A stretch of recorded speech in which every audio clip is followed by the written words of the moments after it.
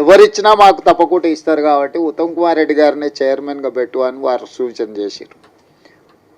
ఉత్తమ్ కుమార్ రెడ్డి గారిని చైర్మన్గా పెట్టి, దామన్నను కో చైర్మన్గా పెట్టి, పొన్నం ప్రభాకర్ గారిని, సీతక్కను, అదేవిధంగా శ్రీధర్ బాబు గారిని అందరినీ కమిటీలో వేసి, మల్లు రవి గారిని కూడా ఈ కమిటీలో పెట్టి 6 సార్లు సమావేశం చేసిన తర్వాత ఇది 7 మంది న్యాయమూర్తులు ఇచ్చిన జడ్జిమెంటు. పరిపాలన పరంగా మనం ఎంత విశ్లేషించినా న్యాయపరంగా కూడా దీన్ని విశ్లేషించాలి. భవిష్యత్తులో న్యాయపరమైన చిక్కులు మళ్ళీ రాకూడదు. దీనికి శాశ్వత పరిష్కారం చూపించాలి.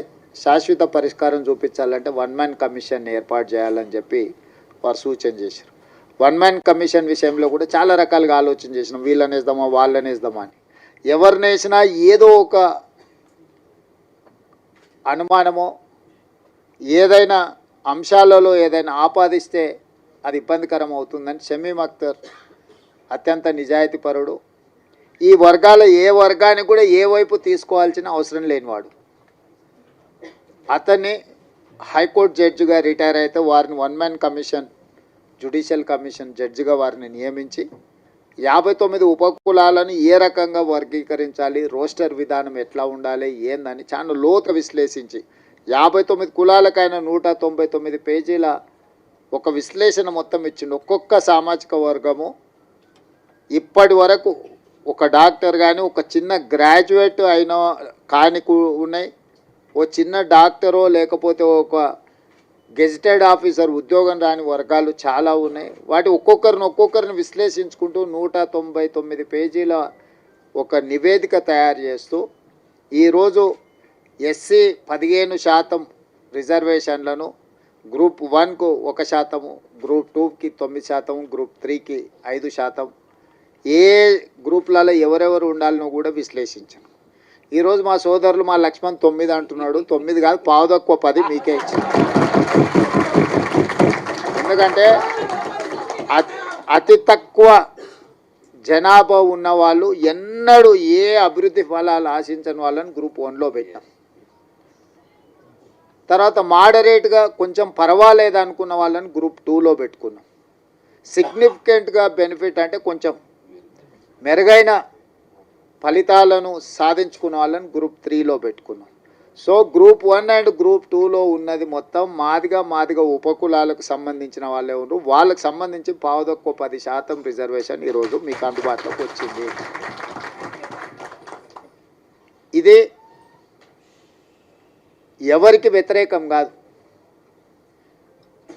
మీకు జరిగిన అన్యాయాన్ని సరిదిద్దే ప్రయత్నం ఇది.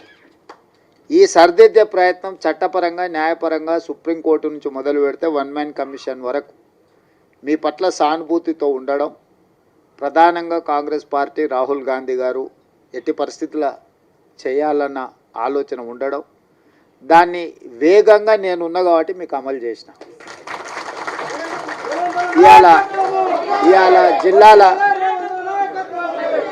ఇవాళ జిల్లాలో మొదటి నుంచే నేను జడ్పీటీసీ కావచ్చు, ఎమ్మెల్సీ కావచ్చు, ఎమ్మెల్యే కావచ్చు, ఎంపీ కావచ్చు, ఇవాళ ముఖ్యమంత్రి కావచ్చు, ఏ స్థాయిలో నేను రాజకీయాలలో చిన్నది పెద్దది ఏ పదవైనా ఉండని మాదిగోళ్ళ పిల్లలు న్యాయంబడే తిరిగి ఎన్నికల ప్రచారం చేశాను. నేను ముందు నుంచి చెప్పిన, ఇప్పుడు కాదు, 2014లో తెలంగాణ రాష్ట్రం ఏర్పడ్డ తర్వాత అసెంబ్లీలో తీర్మానం పెట్టండి, ఈ ఎస్సీ వర్గీకరణకు కొత్తగా ఏర్పడ్డ తెలంగాణ రాష్ట్ర ప్రభుత్వం అనుకూలంగా ఉన్నది అని కేంద్ర ప్రభుత్వానికి తీర్మానం పంపించండి అని సావధాన తీర్మానం ప్రవేశపెడితే ఆనాటి ముఖ్యమంత్రి గారు నన్ను, మిత్రుడు సంపత్ కుమార్ని, సండ్ర వెంకటవీరయ్యని సభలో నుంచి బహిష్కరించాడు. మేము పెట్టిన తీర్మానమే విధిలేని పరిస్థితిలో సభ ఏకగ్రీవంగా ఆమోదించాల్సిన పరిస్థితి వచ్చింది. ఆనాడు అఖిలపక్షాన్ని తీసుకెళ్తాను, మళ్ళీ ఎన్నడూ తీసుకెళ్ళాలి. సరే, మీరు కొంతకాలం ఓపికగా చూసిర్రు, అవకాశం ఇచ్చిండ్రు, మీకు సహనం ఓపిక ఎక్కువ. మీరు 10 ఏళ్ళు అవకాశం ఇచ్చుకుంటా ఈరోజు రేపు ఈ సంవత్సరం వచ్చే సంవత్సరం ఆపై సంవత్సరం జరగకపోతుందా అని ఎదురు చూసారు. ఇక 10 ఏళ్లలో మీ సమస్యకు పరిష్కారం కాకపోతే ఈ సమస్యకు పరిష్కారం ఉన్నోళ్ళని దించడమే అని మీరు భావించిండ్రు.